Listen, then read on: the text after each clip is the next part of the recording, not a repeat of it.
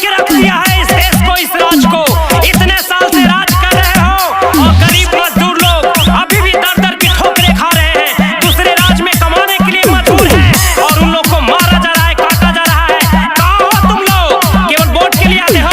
18 साल से कुर्सी पर बैठल बड़ा चाचा नीतीश हो, अभी ले एको कामो न देला, यही से बड़ा तखीस हो।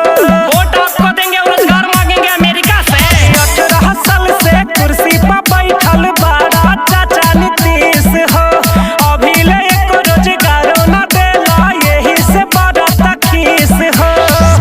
चाकू गड़ा से उखाड़ल जाता हो, चाकू गड़ा से लोग फाड़ल जाता हो।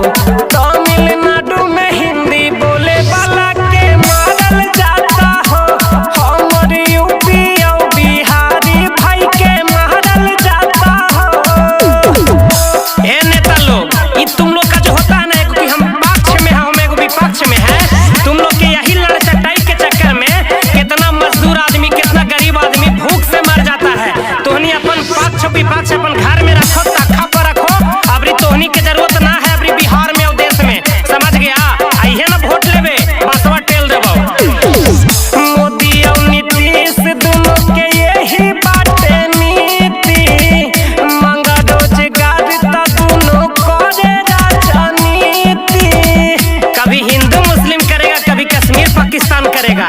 बेरोजगारी से मतलब ना है।